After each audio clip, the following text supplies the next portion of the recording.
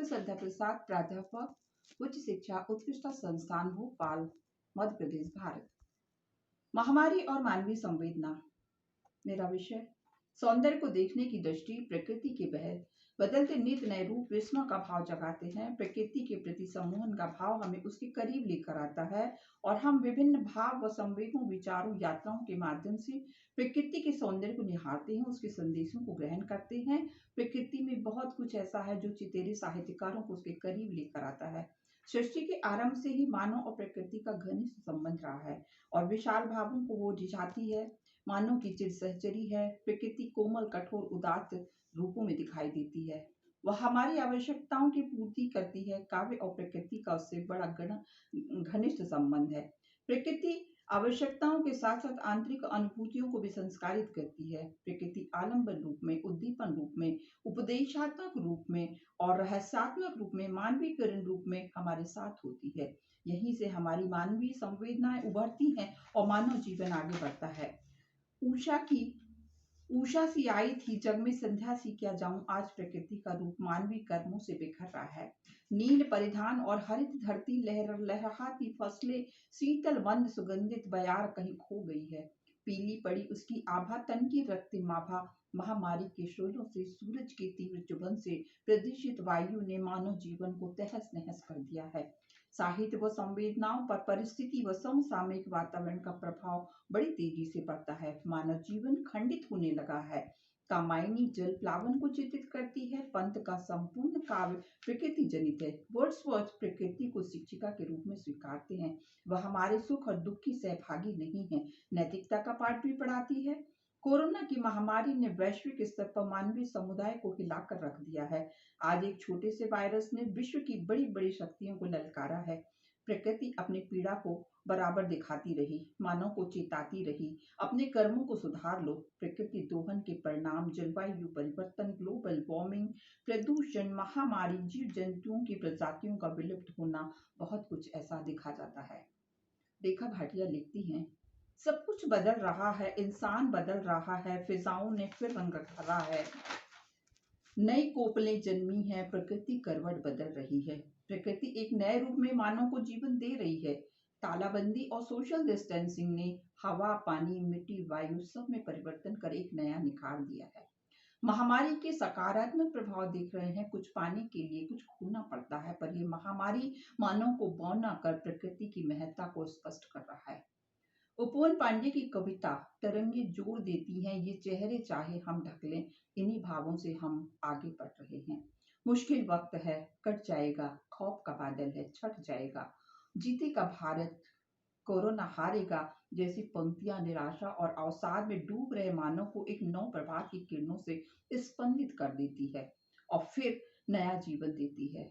हम पिछली महामारियों से सबक नहीं ले पाए। इन 4 महीनों ने पूरा विश्व उलट पलट कर हो गया।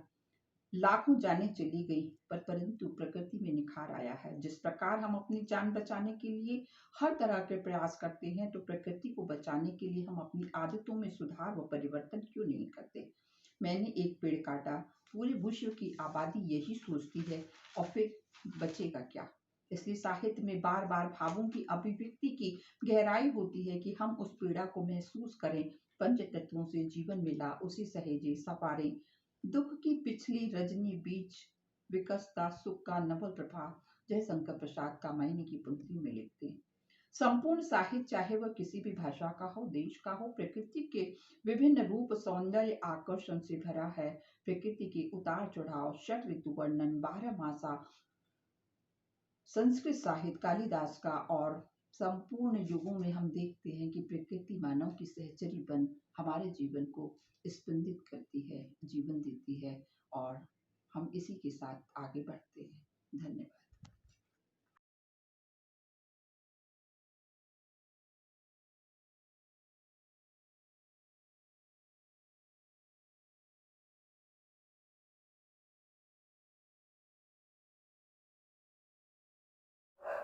नमस्कार, मैं प्रोफेसर डॉक्टर रमेश कुमार गौरी, हिंदी विभाग अध्यक्ष, कृष्णा महाविद्यालय, महाराष्ट्र से।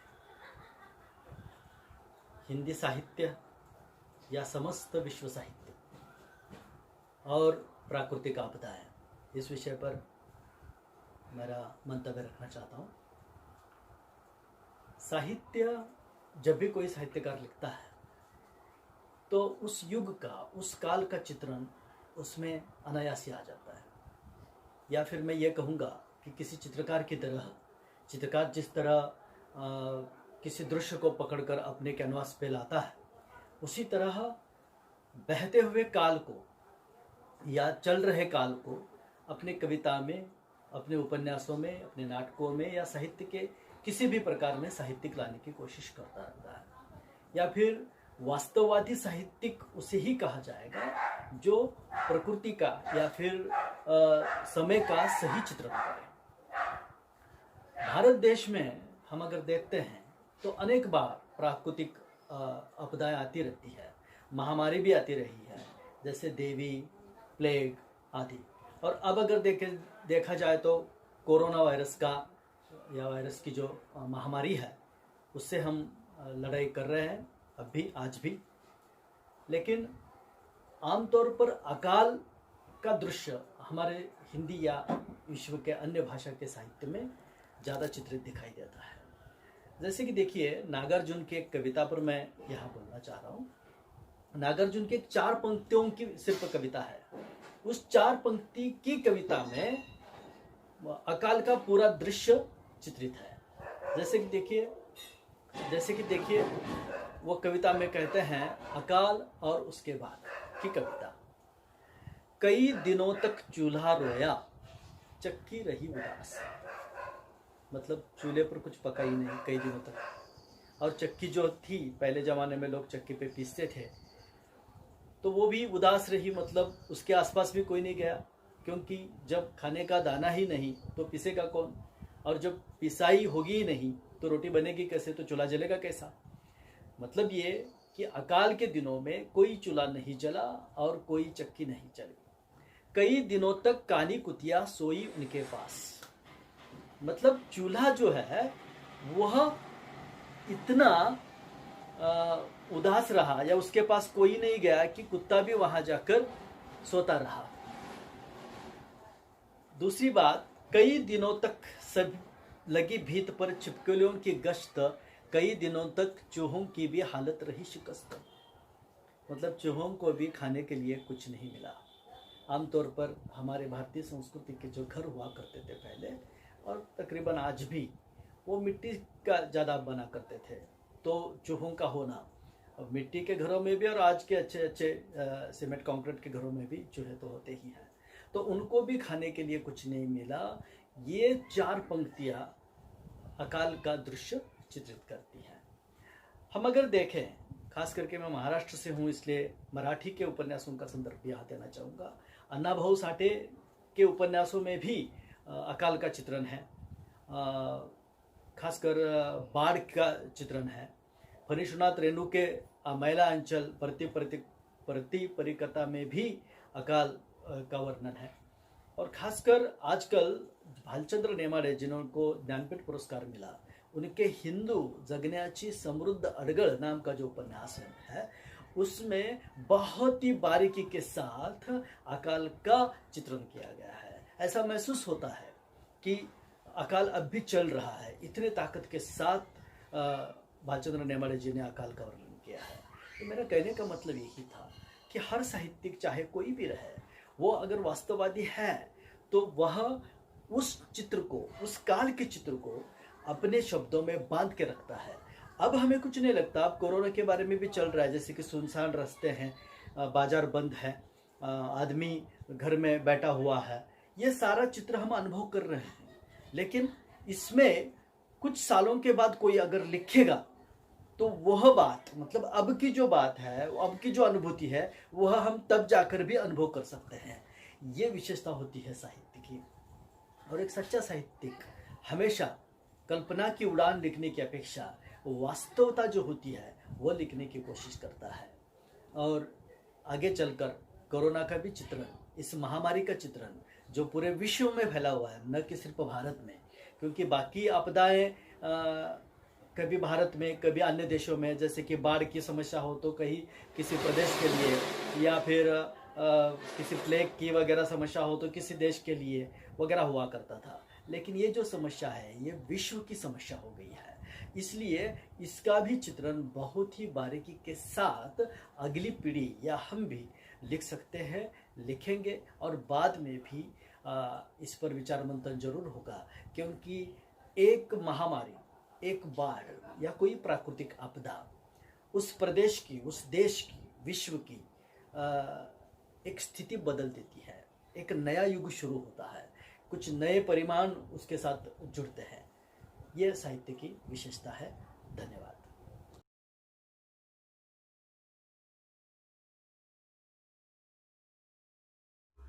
माँ हिंदी को प्रणाम करती हूँ। एक दिवसीय विश्व हिंदी संस्थान कनाडा के संयुक्त तत्वाधान में आयोजन की संयोजिका आदरणीय डॉक्टर उर्मिला पोरवाल विद्यासागर जी को प्रणाम करती हूँ। साहित्य जगत के तमाम विद्वानों मनीषियों को प्रणाम करती हूँ। मैं मानवी मिश्रा, एडवोकेट एवं साहित्यकार, रायबरेली, उत्तर प्रदेश से आप सबके समक्ष हूँ। जैसा कि हम सब जानते हैं, वैश्विक महामारी कोविड-19 से आज पूरा विश्व त्राहि-त्राहि कर रहा है। ऐसे में हम सब की महती जिम्मेदारी बनती है कि वसुधैव कुटुंबकम की विचारधारा को धारण कर यथासंभव अपने अपने प्रयासों को फलीभूत करें। परंतु आज दुनिया जब घरों में कैद है, जहां कोविड-19 से जनजीवन अस्त व्यस्त है, वहीं प्रकृति में अनेक अनुकूल प्रभाव भी पड़े हैं। जैसे कारखाना बंद होने से बेरोजगारी तो बढ़ी है, परंतु कारखाना बंद होने के कारण उनसे निकलने वाली गंदगी अब नदियों तक नहीं पहुंच पाने से नदियां शुद्ध हुई हैं। वही परिवहन चलन में कमी आने से राजधानी दिल्ली, बिहार, पटना जैसे तमाम शहरों का पर्यावरण भी शुद्ध हुआ है। ऐसी ही तस्वीरें दुनिया के तमाम दूसरे शहरों से भी देखने को मिल रही हैं। इसमें शक नहीं कि कोरोना वायरस दुनिया के लिए एक काल बनकर आया है। इससे वैश्विक आर्थिक व्यवस्था को 3.6 लाख करोड़ डॉलर की गहरी मार पड़ने को है। वैश्विक मंदी को दूर करने के प्रयासों की अगर बात करें, यहाँ यह प्रश्न उठता है कि अब मानो फिर से वैश्विक मंदी को दूर करने के लिए अपने अपने स्तर पर क्या प्रयास किए जाने चाहिए। गौरतलब है कि किसी भी देश का निर्माण और उन्नति उस देश की जनता से ही संभव हो सकती है।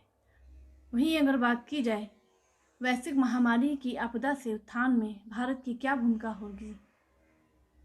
भारत के नागरिक आदिकाल से ही किसी भी आपदा और संकट से निपटने के लिए जी जान से संकल्पित रहे हैं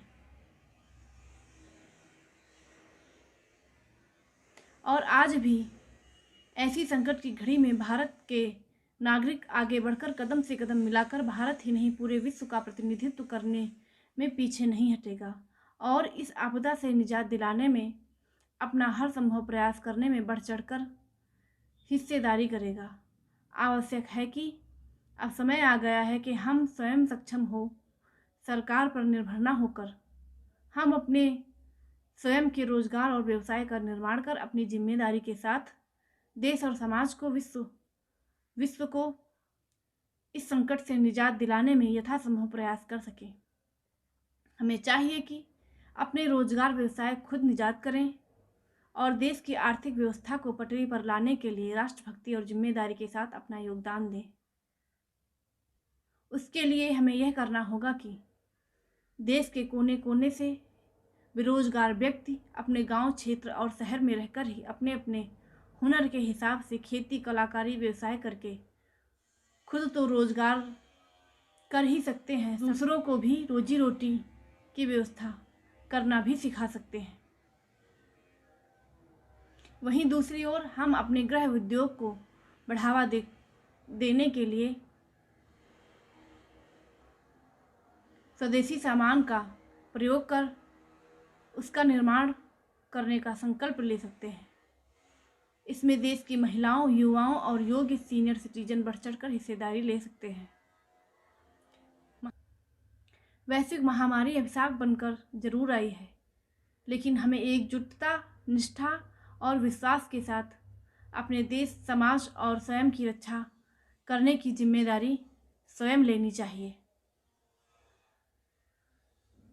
और सरकार के साथ कदम से कदम मिलाकर अपने गांव, क्षेत्र और इलाके में रहकर ही इस उद्देश्य के साथ कार्य करना है कि देश, समाज, विश्व को एवं मानवता की रक्षा के लिए यथासंभव प्रयास करना हम सबका कर्तव्य एवं ध्येय होना चाहिए। इसी विश्वास के साथ हम इस संकट को दूर करने में अति शीघ्र सफल होंगे। जय हिंद। बहुत बहुत धन्यवाद।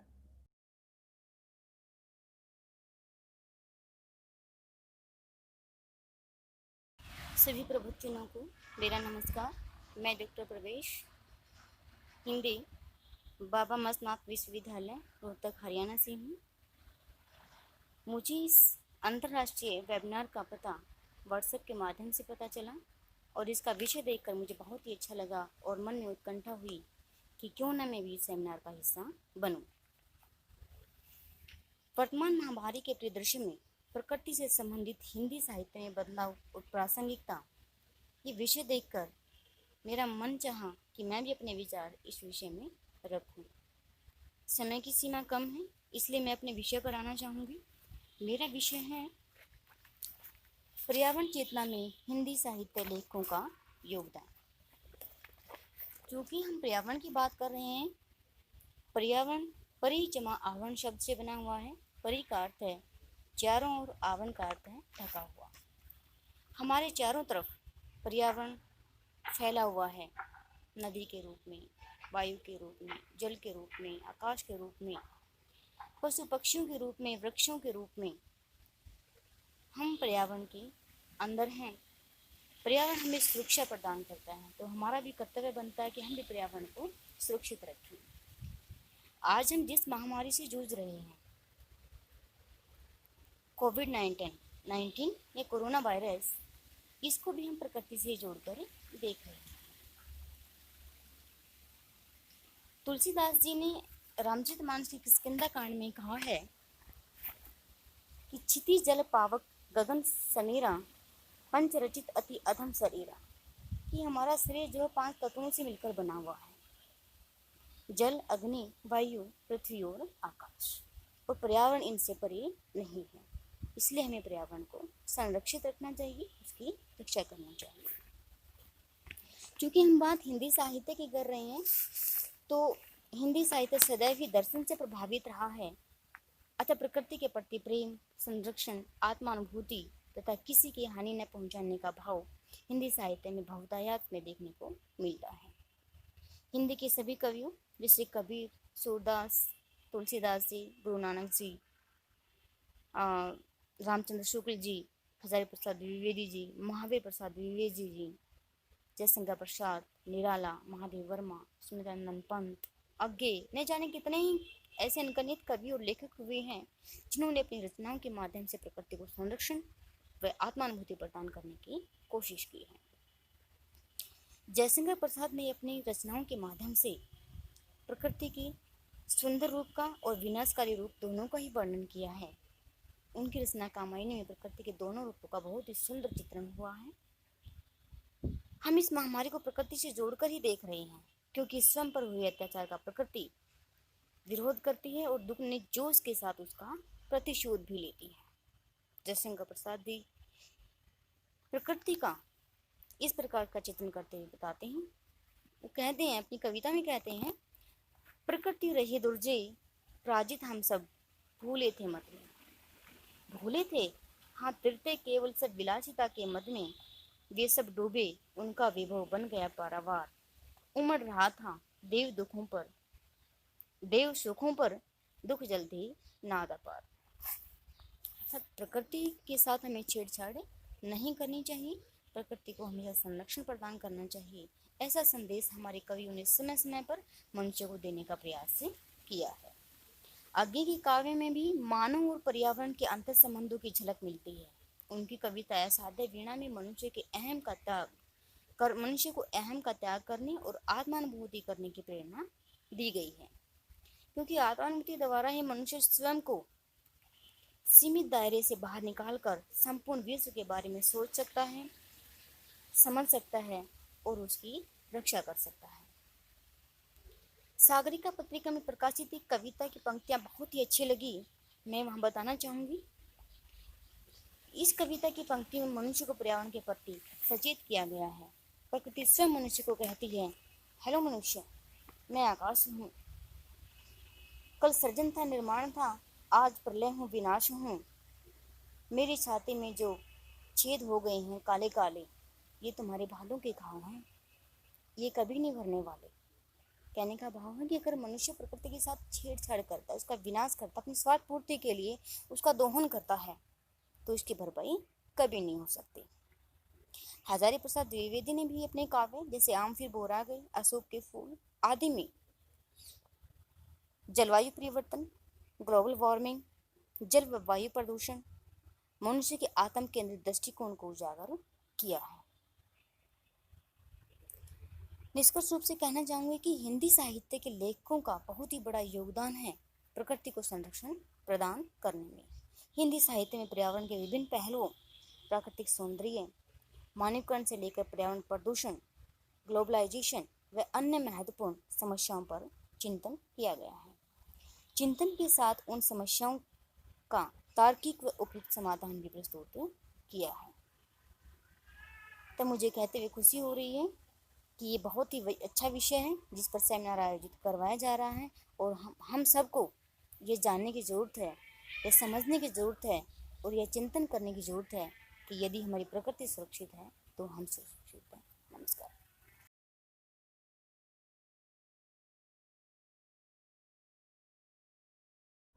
मैं डॉक्टर प्रमिला मिश्रा, जगत गुरु राम बद्धाचार्य दिव्यांग विश्वविद्यालय, असिस्टेंट प्रोफेसर, संस्कृत डिपार्टमेंट।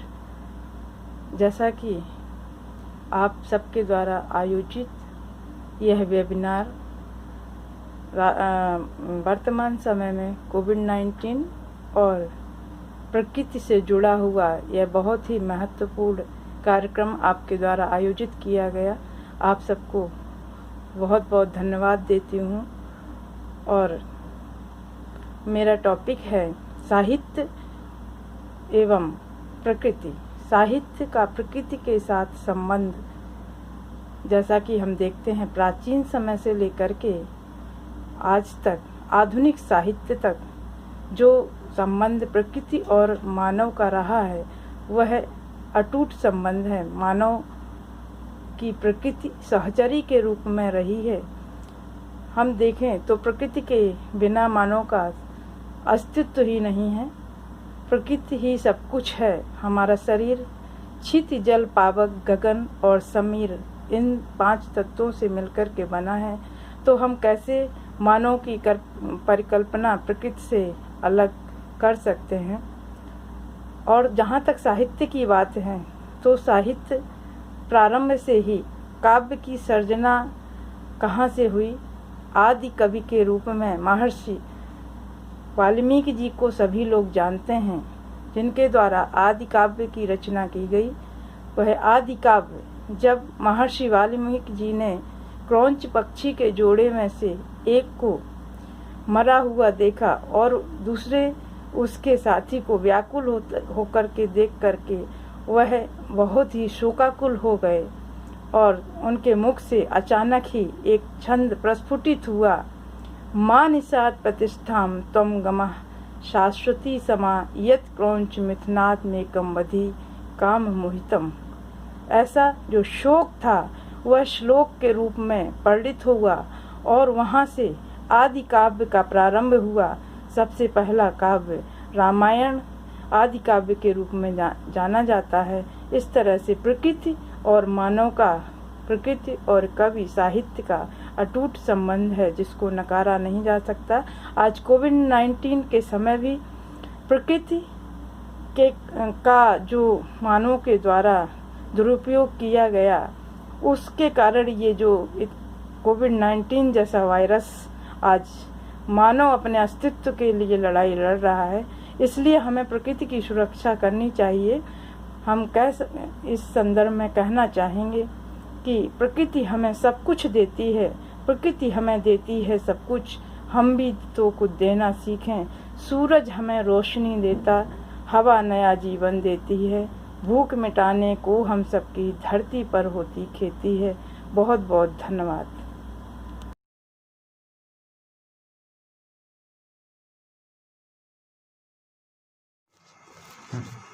मैं प्राध्यापक डॉक्टर अशोक विश्वनाथ अंधारे, शाहीर अण्णाभाऊ साठे महाविद्यालय मुखेड़, जिला नांदेड़, महाराष्ट्र से आपके सामने बात कर रहा हूँ।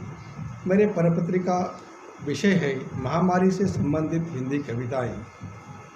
आज समुच्चय विश्व को कोरोना जैसे महामारी ने जकड़ लिया है।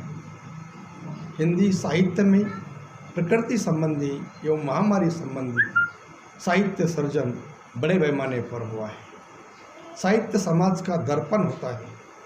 समाज में जो घटनाएं घटित होती है वो साहित्य में दृष्टिगोचर होता है। उसी आधार पर आज कोरोना जैसे महामारी पर बहुत सारे साहित्यकारों ने अपने विचारों को कविताओं के माध्यम से, कहानियों के माध्यम से, नाटक के माध्यम से, हिंदी साहित्य के अनेक विधाओं के माध्यम से ढालकर वैश्विक समाज के सम्मुख रखने का प्रयास किया गया है। मैं मेरे परिपत्र के माध्यम से केवल हिंदी कविताओं के माध्यम से कोरोना जैसे महामारी ने जो दुनिया में प्रतांड निर्माण किया गया है उसके बारे में चर्चा करूँगा। जैसे कविताओं में वैश्विक समाज के सम्मुख महामारी के प्रकांड को रखने का प्रयास किया गया है। जैसे फंसी हुई दुनिया कैसे अपने ही फांसों में, फंसी हुई दुनिया कैसे अपने ही फांसों में, एक वायरस टहल रहा आदमी की सांसों में, एक वायरस टहल रहा आदमी की सांसों में।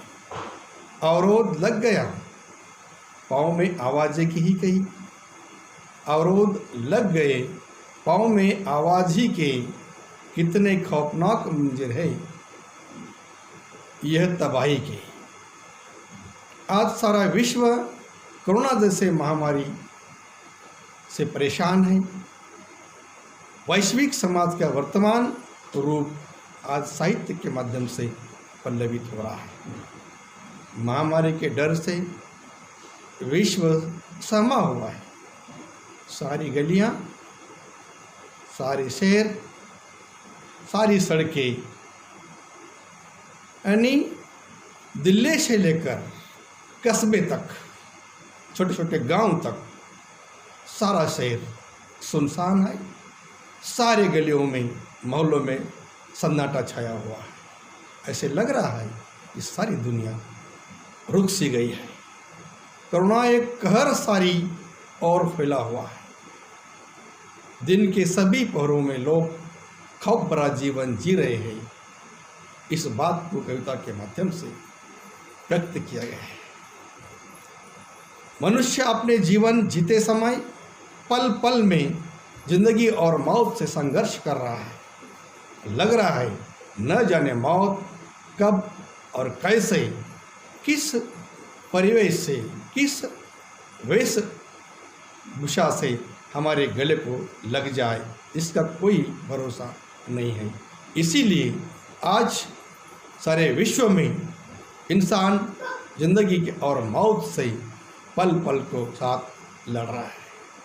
जैसे कुछ कवियों ने कविता के माध्यम से व्यक्त किया गया है, दुनिया न बन जाए कहीं बस आज की ताज़ा खबर, दुनिया न बन जाए कहीं बस आज की ताज़ा खबर, कैसा जरिए बख्तार पहन फैला कोरोना का कहर। डर है बहुत ओटों पर, डर है बहुत ओटों पर, खामोशियाँ हर ओर है, बीमारियों का शोर है, चेहरे यहाँ देखते नहीं, यूँ मशकमय ये भोर है, कैसे जर बख्तार पहन है फैला कोरोना का कहर है, फैला कोरोना का कहर है। अंत में मैं इन तभी कविताओं के साहित्य के माध्यम से कहूँगा कि समाज में घटित घटनाएं हिंदी साहित्य के हर विधा में दृष्टिगोचर होती है। उसी प्रकार हिंदी कविताओं में भी महामारी का वर्णन अत्यंत सूक्ष्म और संवेदनशील कोता के साथ दृष्टिगोचर करने का प्रयास किया गया है। सर, धन्यवाद।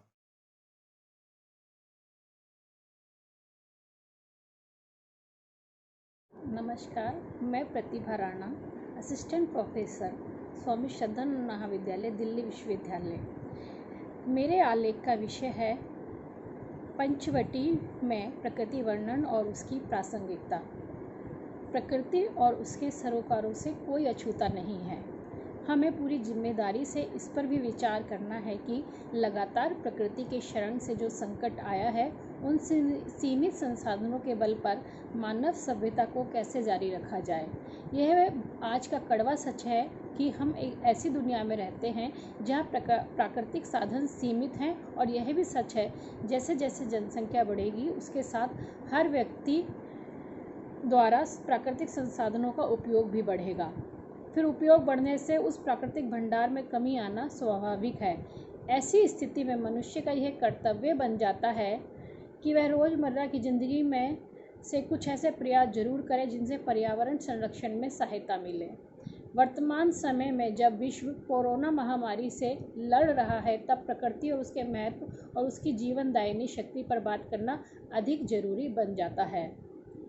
हिंदी साहित्य में प्रकृति पर बहुत लिखा गया है, नाटक, कविता, कहानी, उपन्यास। यहाँ आज हम बात करेंगे मैथिली शरण गुप्त की काव्य पंचवटी की। ये खंड काव्य है और इसमें उन्होंने प्रकृति का अलग ही तरीके से वर्णन किया है। केंद्रीय विषय तो उनका है मानव मन की पीड़ा, भारतीय संस्कृति के उदात्त मूल्य और नारी मन को उभारना। मगर पंचवटी का जो केंद्र है वो प्रकृति की छाया। पंचवटी काव्य का केंद्र में राम, सीता, लक्ष्मण के वनवास का वो समय है जो उन्होंने पंचवटी में व्यतीत किया। यह मुख्य रूप से लक्ष्मण और सुपर्णखा का प्रसंग है।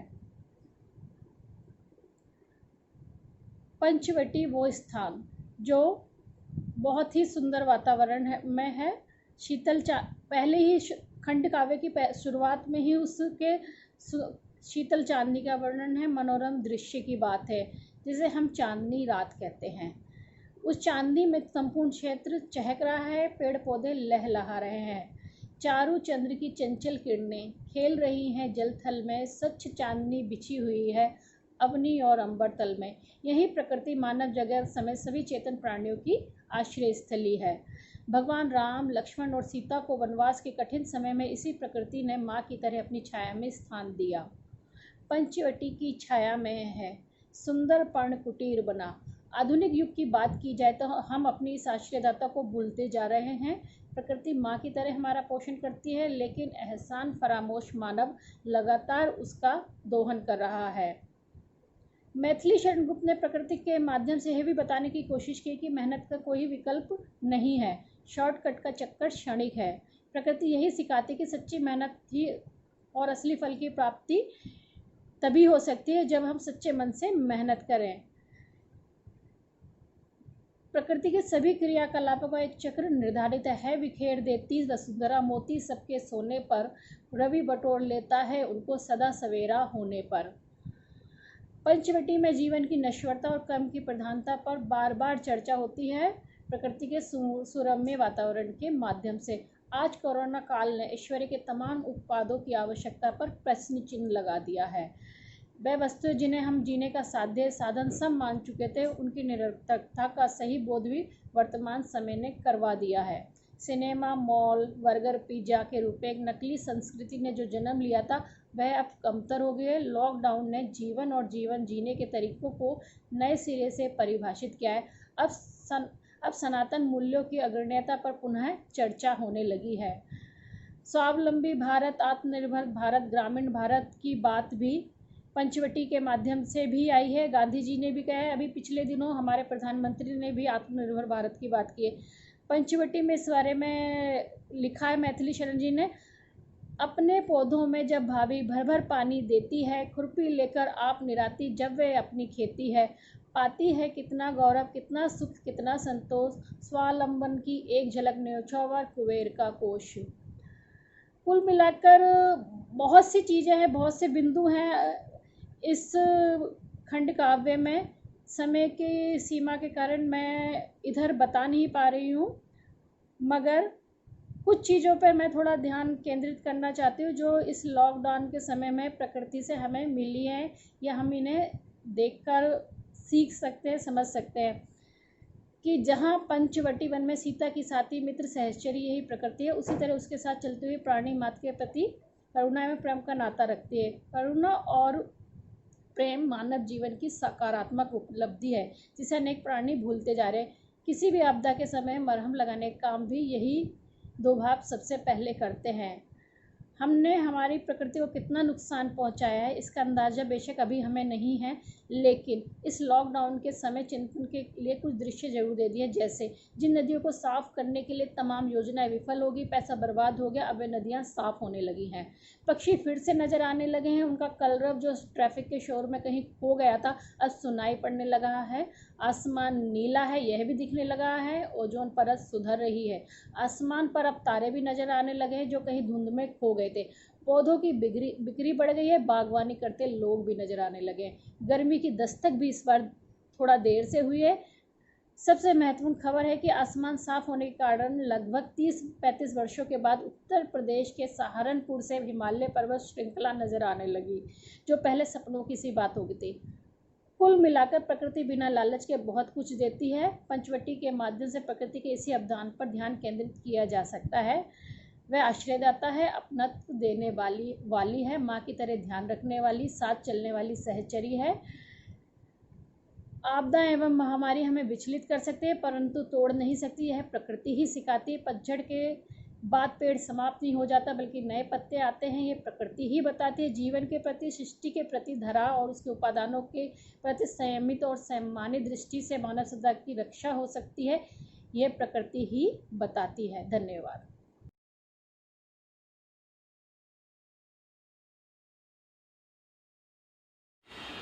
हिंदी विभाग तथा विश्व हिंदी संस्थान कनाडा के संयुक्त तत्वावधान में आयोजित इस अंतर्राष्ट्रीय वेबिनार में सभी विद्वज्जनों को मेरा सादर प्रणाम। मैं डॉक्टर मोहिते वंदना Sopanrao, MA MPhil PhD, Rayat शिक्षण संस्था के सौ मंगलताई रामचंद्र जगताप महिला महाविद्यालय में पिछले 13 सालों से अध्यापिका के रूप में कार्यरत हूँ। मेरे प्रपत्र का विषय है वैश्विक महामारी कोरोना, एक समस्या, साहित्य से जनजागृति। पिछले कई महीनों से सारा जगत कोरोना जैसी भयानक महामारी से लड़ रहा है, मानव निर्मित हो या निसर्ग निर्मित। परंतु ये बात सत्य है कि इस महामारी ने सारे जगत पर बुरा असर डाला है। इसके कारण अनेक लोगों के घर तहस नहस हो गए हैं। आदमी ही आदमी से डरने लगा है। हर रोज काम करके अपने परिवार का गुजारा करने वाले लोगों के सामने प्रश्न है कि मैं अब मेरे परिवार को कैसे संभालूं। बम्बई और पुणे जैसे इंडस्ट्रियल एरिया तो इस कोरोना के हॉटस्पॉट बने हैं। अतः ऐसे प्रसंगों में सभी लोगों को एक दूसरों के साथ मदद पूर्ण कार्य से रहना चाहिए। इसके साथ साथ यह मदद करते समय सोशल डिस्टेंसिंग बहुत ही आवश्यक है। मराठी में कहा है, देणाऱ्याने देत जावे, घेणाऱ्याने घेत जावे, घेता घेता एके दिवशी देणाऱ्याचे हात घ्यावे। सच में सभी लोगों को एक दूसरों की सहायता करनी चाहिए। इस महामारी को लेकर हम जनजागरूक के रूप में लेख, व्याख्यान, स्लोगन्स, विज्ञापन देखते हैं, परंतु हम साहित्य के माध्यम से भी इसके ऊपर जनजागृति कर सकते हैं, क्योंकि कहा गया है साहित्य समाज का दर्पण है। अतः सभी भाषा के साहित्यकारों ने टेलीफिल्म, नाटक, एकांकी और आदि का लेखन करके सीरियल के रूप में उसे प्रकाशित करना चाहिए, ताकि जो अनपढ़ लोग हैं इसका लाभ उठा सके, उनमें भी जागृति निर्माण हो जाए। इसीलिए फिल्मीकरण या चित्रीकरण ही समाज को ज़्यादा से ज़्यादा परिवर्तित होने के लिए कारण हो सकता है। अतः मेरी अपनी राय यह है कि संकट तो मनुष्य के जीवन का अविभाज्य भाग है, परंतु इसके ऊपर यदि हमें विजय प्राप्त करनी है तो प्रयत्नशील रहना चाहिए। सरकार जो बता रही है इसका हमें पालन करना चाहिए। अंत में मैं आयोजकों को धन्यवाद देना चाहती हूँ कि उन्होंने मुझे यहाँ प्रपत्र प्रस्तुत करने का मौका दिया। धन्यवाद।